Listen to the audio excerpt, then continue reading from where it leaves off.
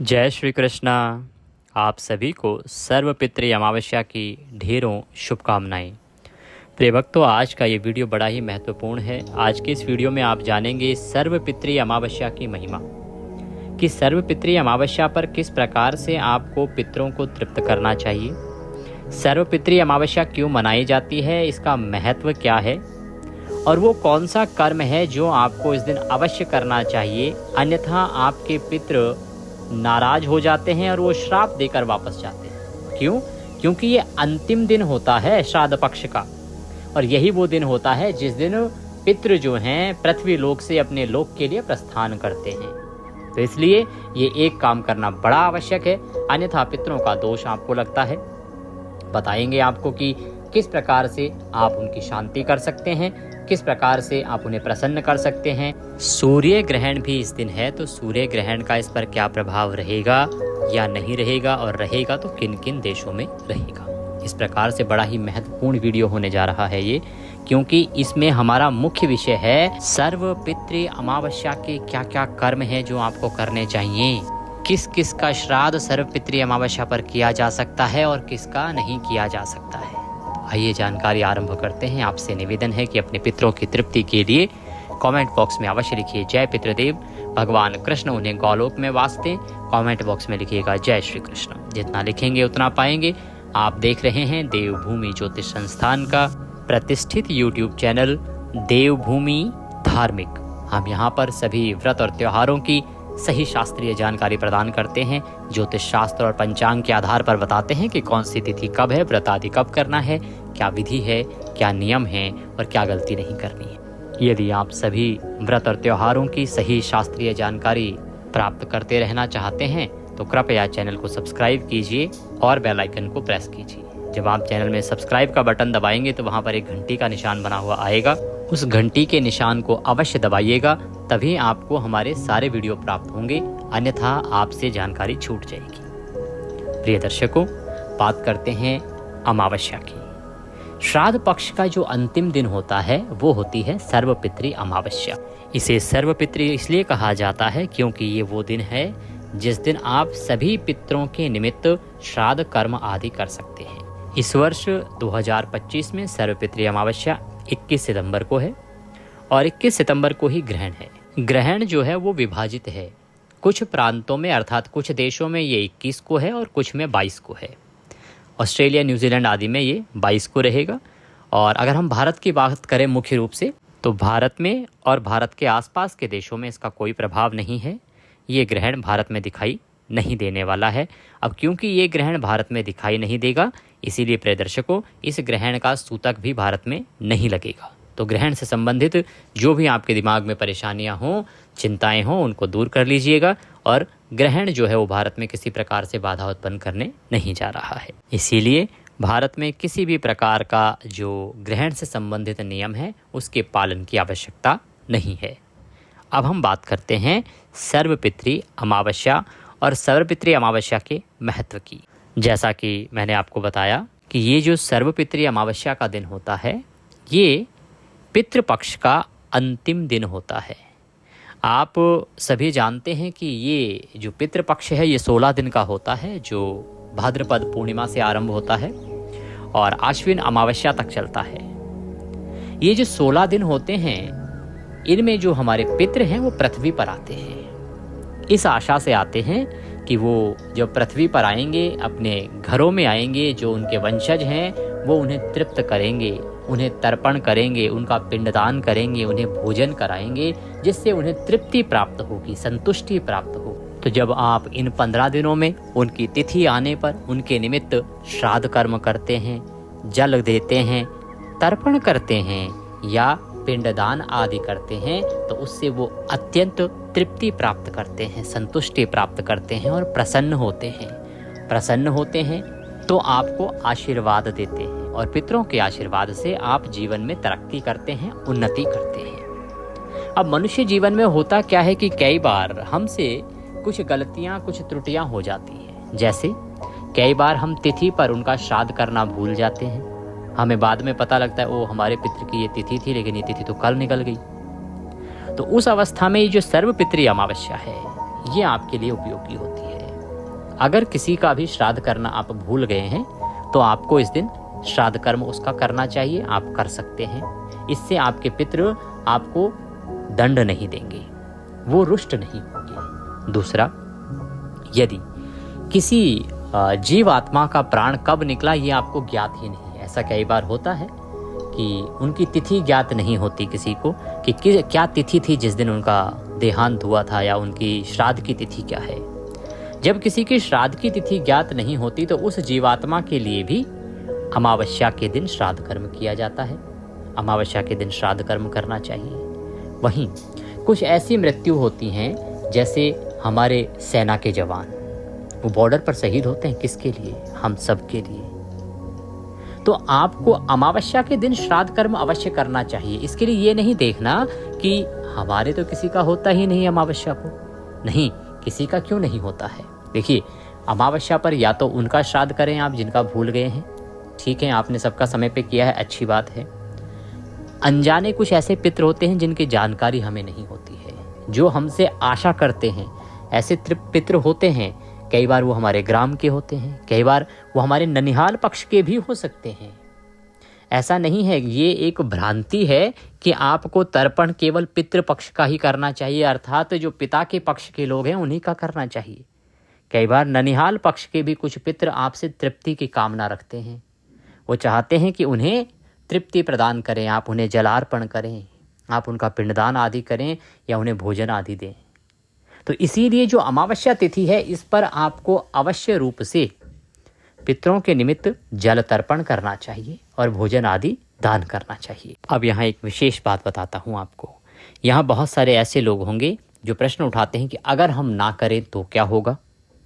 प्रिय दर्शकों, हमारे जो पितर आते हैं जब वो पूर्णिमा को आ जाते हैं, एकम से ही जिसका श्राद्ध होता है वो प्रतीक्षा करते हैं कि आज उनके लिए जल तर्पण होगा, पिंडदान होगा या भोजन मिलेगा। आप उनकी तिथि निकाल देते हैं, भूल जाते हैं, रह जाती है। वो अमावस्या तक प्रतीक्षा करते हैं, अमावस्या तक प्रतीक्षा करते हैं कि आप उन्हें तृप्त करेंगे, उन्हें जल अर्पण करेंगे, उनका संतुष्टिकरण करेंगे। लेकिन जब अमावस्या का दिन आ जाता है और आप अमावस्या के दिन भी उनका श्राद्ध कर्म आदि नहीं करते, उन्हें जल अर्पण नहीं करते, जल तर्पण नहीं करते, तब वो रुष्ट हो जाते हैं, क्योंकि ये उनके जाने का समय आ गया है। अब इससे अधिक समय तक वो रुक नहीं सकते। उनके पास पृथ्वी लोक पर रहने के लिए इतना ही समय होता है, केवल ये 15 दिन का ही। अब अमावस्या आ गई है, उन्हें अपने लोक में पहुंचना ही है। अब क्योंकि वो आए थे तृप्ति के लिए, भोजन के लिए, संतुष्टि के लिए, आपने क्या किया? एक प्रकार से अनादर किया, असंतुष्ट कर दिया।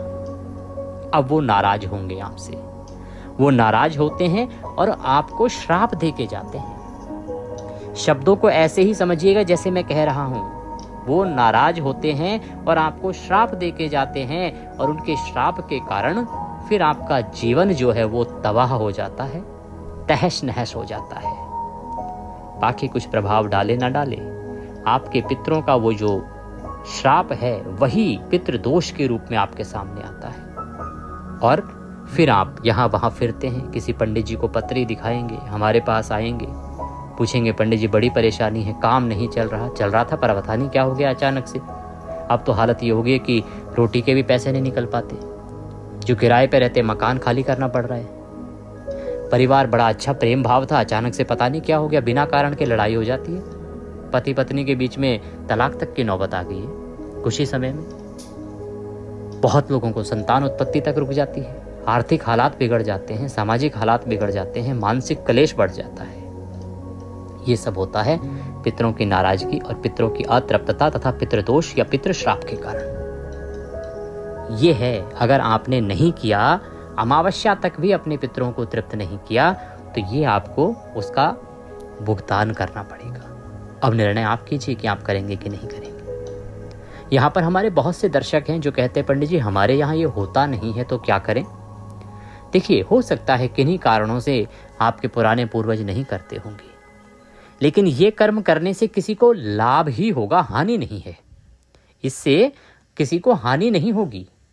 इसको ऐसे देखिए, आप किसी को भोजन दे रहे हैं तो इससे आपको लाभ होगा, आपको दुआएं मिलेंगी, उसका आशीर्वाद मिलेगा, हानि तो है नहीं इसमें।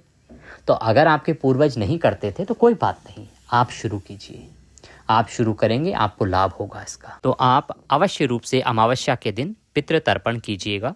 करना क्या है, एक संक्षिप्त विधि आपको बताता हूँ। संक्षिप्त विधि यह है कि स्नान आदि से निवृत्त होके स्वच्छ वस्त्र धारण करके एक लोटा लीजिएगा, तांबे का या पीतल का। उसमें पहले थोड़ा गंगा जल डालिएगा, फिर उसमें शुद्ध जल डालिएगा, थोड़े से काले तिल डाल लीजिएगा, कुशा हो कुशा डाल लीजिएगा, सफ़ेद चंदन मिल जाए वह डाल लीजिएगा, तुलसी का एक पत्ता उसमें डालिएगा, सफ़ेद पुष्प हों तो सफ़ेद पुष्प डालिएगा। सारी सामग्री लोटे में भरिए। उसके बाद आसन लगाइए।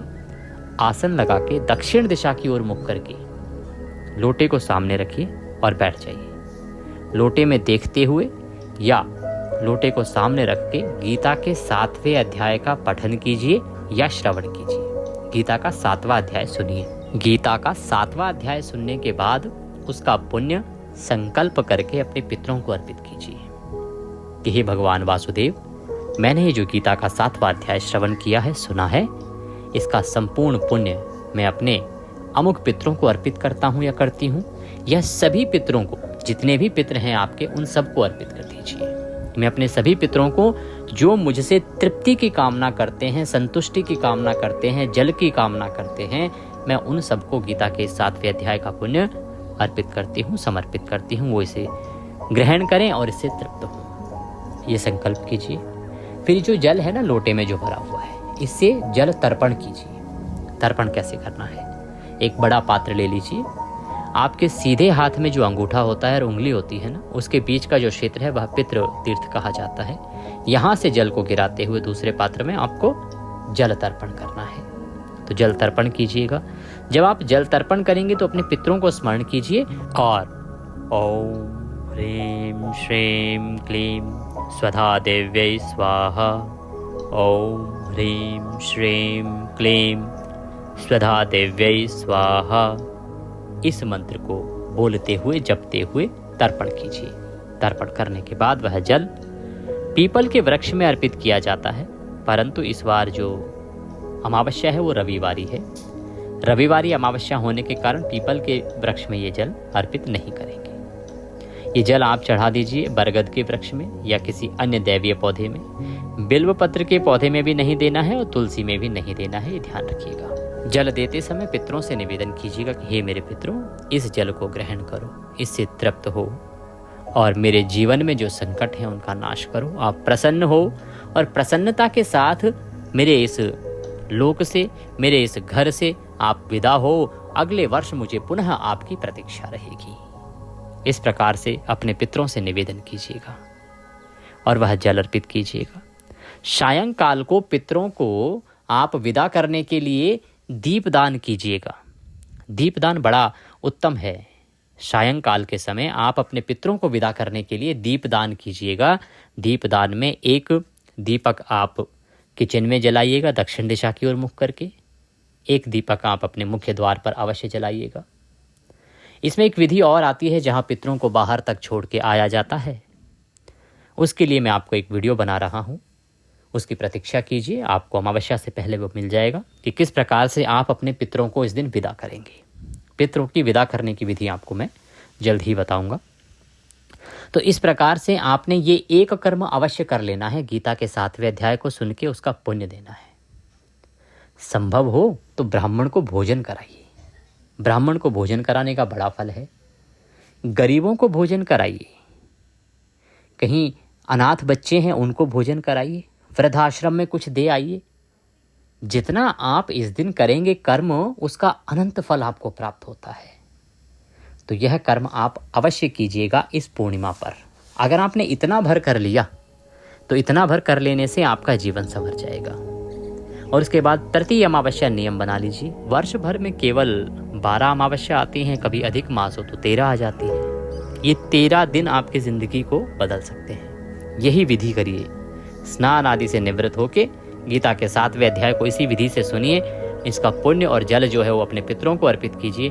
आप देखिएगा आपका जीवन बदलने लगेगा। शुरुआत इसी से कीजिए, सर्वपितृ अमावस्या से। इसको मैं आपको महाभारत के एक श्लोक के माध्यम से समझाने का प्रयास करता हूँ कि कैसे ये आपके जीवन को संभाल सकता है। शास्त्र कहते हैं कि पित्रे राज्ञ हनि मासः प्रविभागस्तयो पुनः शुक्लहो कर्म चेष्टायाम कृष्णः अस्पप्रायः सर्वरि। हाथ जो शुक्ल पक्ष है ना, जो कि अमावस्या से आरंभ होता है, शुक्ल पक्ष की शुरुआत होती है अमावस्या तिथि से। तो ये जो शुक्ल पक्ष का समय है, ये पितरों के काम करने का समय है। इस समय पर जो पितर हैं वो काम करते हैं, अर्थात ये उनके दिन का समय है। आप काम कब करते हैं? दिन में ना। तो उसी प्रकार से ये शुक्ल पक्ष का समय पितरों के दिन का समय होता है, जो आरंभ होता है अमावस्या से और चलता है पूर्णिमा तक। और जो कृष्ण पक्ष आता है, कृष्ण पक्ष जो है वो उनकी रात्रि कही गई है, जो पूर्णिमा से आरंभ होती है और अमावस्या तक रहती है। तो ये जो अमावस्या तिथि है ना, एक प्रकार से ये समझ लीजिए कि ये पितरों की सुबह 6-7 बजने का समय होता है। इस समय उनकी सुबह हो रही होती है और यही कारण है कि अमावस्या तिथि को ब्रह्मा जी ने पितरों को समर्पित कर दिया है, क्योंकि ये उनकी सुबह का समय है। तो इसीलिए उनकी तृप्ति के लिए ये उत्तम है और ब्रह्मदेव ने इसको पितरों को समर्पित तिथि बोल दिया है। इसीलिए जब आप इस दिन अपने पितरों के निमित्त श्राद्ध कर्म आदि करेंगे, गीता का 7वां अध्याय सुनेंगे और उसका पुण्य अर्पित करेंगे अपने पितरों को, तो उससे आपके पितृ जो हैं वो तृप्त होंगे। इस प्रकार से महाभारत में वर्णन आता है कि किस प्रकार से जो अमावस्या तिथि है वो क्यों महत्वपूर्ण है पितरों के लिए। मनुस्मृति में भी और विष्णु पुराण आदि में भी इसका उल्लेख है। जैसे मैंने अभी इस श्लोक के माध्यम से बताया, वैसा ही वर्णन इन दोनों में भी आपको प्राप्त होता है। यदि आप इस दिन आप पितरों को जल तर्पण आदि से तृप्त करते हैं तो इससे वो अति प्रसन्न होते हैं और उनकी कृपा दृष्टि हमारे परिवार पे बनी रहती है। सदा हम पर वो प्रसन्न रहते हैं और उनके आशीर्वाद से आपको अनंत सुखों की प्राप्ति होती है, जीवन के सभी संकटों का नाश होता है। अब बात आती है कि ये जो सर्वपितृ अमावस्या है, इस पर आपको जल तर्पण आदि कब करना है। प्रिय दर्शकों, देखो इसके लिए ना 3 मुख्य वेलाएं मानी गई हैं, जिनमें जब आप पितृ पूजन करते हैं ना तो बहुत ही अनंत एक प्रकार से इसका फल प्राप्त होता है। सबसे पहला कुतुब काल, जिसकी मैं सदा चर्चा करता आया हूँ आपके लिए। पहला होता है कुतुब काल, दूसरा होता है रोहिणी मुहूर्त, ये भी बड़ा ही शुभ उत्तम माना गया है फल पाने के लिए। और तीसरा है अपराह्न काल। अपराह्न का अभिप्राय होता है दोपहर का जो समय है। तो ये जो प्रमुख, जो कहते हैं ना कि सबसे उत्तम समय होता है पितरों को प्रसन्न और जल अर्पण आदि का, तो ये प्रमुख रूप से 3 मुहूर्त होते हैं। मैं दिल्ली का अनुसार आपको समय बता रहा हूँ, बाकी सभी राज्यों में ये समय अलग अलग होता है। मैं प्रयास करूँगा अगर वीडियो में लगा पाया तो, अन्यथा आप अपने राज्य का समय कमेंट बॉक्स में लिख के पूछ लीजिएगा या व्हाट्सएप के माध्यम से भी आप मुझसे पूछ सकते हैं। कमेंट्स में जब आप लिखेंगे कि आपका ये शहर है तो मैं आपको उसके अनुसार, राज्य के अनुसार वहाँ का समय बता दूंगा। कुतुब काल का मुहूर्त दिल्ली में रहेगा 11:51 से और 12:41 तक। रोहिणी मुहूर्त रहेगा 12:41 से और 1:31 तक। अपराह्न काल का जो मुहूर्त है वो रहेगा 1:31 से और 4:01 तक। ये मैंने दिल्ली का बताया है, आप अपने राज्य के अनुसार पूछ सकते हैं। मैं अवश्य ही इसके विषय में आपको जानकारी प्रदान करूंगा। एक महत्वपूर्ण जानकारी कि जब भी आप पितृकर्म करें तो पितृकर्म करने से पहले आपको स्वयं आहार ग्रहण नहीं करना चाहिए। आपको स्वयं भोजन नहीं कर लेना है, कुछ खाना पीना नहीं है। तो ऐसा ना करें कि आप अरे मुहूर्त तो दोपहर को 11 बजे है, हम पहले खा लेते हैं फिर कर लेंगे तर्पण। नहीं नहीं, ऐसा ना कीजिएगा, ये गलत होगा। बहुत सी हमारी जो बुजुर्ग माताएं बहनें हैं वो जानती भी हैं कि सबसे पहले पितरों की पूजा, उसके बाद ही खाना चाहिए। स्वयं जो है कुछ भी ग्रहण नहीं करना है पितृ पूजन से पहले। अब क्या होता है कई बार कि आपको ऑफिस जाना है, तो देखिए आपको क्या करना चाहिए कि जब आप ऑफिस जा रहे हैं ना, उससे पहले ही कर जाइए। जो घर पे रहते हैं वो करें दोपहर के मुहूर्त में, कुतुब काल के समय। लेकिन अगर किसी को जाना है, कार्यालय जाना है, दफ्तर जाना है, ऑफिस जाना है, तो आप सूर्योदय के बाद ही इस कर्म को करके जा सकते हैं। बहुत सारे लोग हैं हमारे जो दर्शक पूछते हैं कि पंडित जी हमें तो ऑफिस जाना होता है, कैसे करें कुतुब काल में। तो कोई बात नहीं, अगर आप कुतुब काल में नहीं कर पाते हैं तो बाकी ऑफिस जाने से पहले कर जाइए। सूर्य उदय के बाद से ये उत्तम ही उत्तम है आप करें। ये 3 जो मुहूर्त होते हैं ये विशेष होते हैं, परंतु इनमें ना कर पाए तो कोई बात नहीं, कर्म अवश्य करके जाइएगा। क्या करना है? जल का तर्पण आपने अवश्य करना है, गीता के 7वें अध्याय का श्रवण आपने अवश्य करना है, और जो मैंने दान बताए हैं वो अवश्य करनी चाहिए। आज के दिन कुछ जानवरों को भी खिलाने का लाभ है। आप देसी गाय कहीं मिल जाए उसको भोजन कराइए, बड़ा फल है उसका। कुत्तों को भोजन कराने का फल है। चींटियों को दाना डालिए आज के दिन, उसका भी बहुत अधिक फल है। कौवे को अगर आप खाना देते हैं तो बड़ा ही उत्तम फल है उसका। और ब्राह्मण भोजन तो मैंने आपको बताया ही है कि बहुत उत्तम होता है। और अगर ब्राह्मण आपके यहाँ भोजन के लिए ना आ पाएँ तो कच्चा सीधा निकाल लीजिए, अर्थात कच्चा भोजन जो होता है ना, थोड़ा आटा, थोड़ी चीनी, थोड़े चावल, वो सब लेके और मंदिर में दे आइए या किसी योग्य ब्राह्मण को दे दीजिए। ये कर्म आपने अवश्य करना है, इसका ध्यान रखिए। सबसे महत्वपूर्ण जानकारी, अमावस्या के दिन आपको किसी अन्य के घर का अन्न नहीं खाना है। पहले भी बताता आया हूँ, इस अमावस्या पर विशेष ध्यान देना। दूसरे के घर का अन्न नहीं खाना है। हाँ, कुछ रिश्तों में इसमें छूट है। ससुराल में खा सकते हैं, भाई के घर खा सकते हैं, पिता के घर खा सकते हैं, गुरु के घर खा सकते हैं। इनके अतिरिक्त यदि आप कहीं खाएंगे तो वह आपके पूरे महीने भर का पुण्य ले जाएगा। इसीलिए इससे बचिए। इस दिन कोई भी फूल पत्ती आदि नहीं तोड़ना है। ये समझिए, यदि आपने किसी फूल पत्ते आदि को तोड़ा तो आपने भगवान श्री हरि के सर का छेदन किया। इतना घोर पाप लगता है, शास्त्र कहते हैं इस विषय में। ऐसा नहीं कि मैं बोल रहा हूँ, शास्त्रों में लिखा है ये। अमावस्या के दिन गलती से भी किसी भी पेड़ पौधे आदि से फूल पत्ती नहीं तोड़नी है, इसका ध्यान रखना है। और फिर आपको याद दिला दूं, मैंने आरंभ में भी बताया था, अमावस्या के दिन अपने पितरों को तृप्त अवश्य कीजिएगा। उन्होंने 15 दिन प्रतीक्षा की होगी। अगर वो इसी प्रकार से चले गए और आपने तर्पण आदि नहीं किया इन 15 दिनों में, तो वो श्राप दे के जाएंगे और उस श्राप को कोई नहीं भर पाएगा। इसका अवश्य ध्यान रखिएगा। जानकारी बड़ी महत्वपूर्ण है, जितना हो सके लोगों के साथ शेयर कीजिए। और शास्त्रीय जानकारी यूट्यूब पर बड़ी कम मिलती हैं, तो जितना आप लोगों को बता सकें बताइए, जिससे कि सभी लोग लाभ ले सकें और परेशानियों से बच सकें। दक्षिणा स्वरूप यदि कुछ भी आप भेजना चाहते हैं तो आपके स्क्रीन पर नंबर आ रहा है और QR कोड भी। कई बार नंबर पर पेमेंट फेल हो जाती है, इसीलिए हमने QR कोड देना शुरू किया है, जिससे कि आप उस पर आराम से भेज पाएँ। तो दक्षिणा आदि इस पर भेज सकते हैं। कुछ पूछना चाहते हैं, कहना चाहते हैं, कमेंट बॉक्स में लिख सकते हैं, पूछ सकते हैं। व्हाट्सएप के माध्यम से भी जुड़ सकते हैं। कुंडली आदि यदि दिखवाना चाहते हैं तो समय बुक करके और बात कर सकते हैं। भगवान सब पर कृपा करें। जय श्री कृष्ण।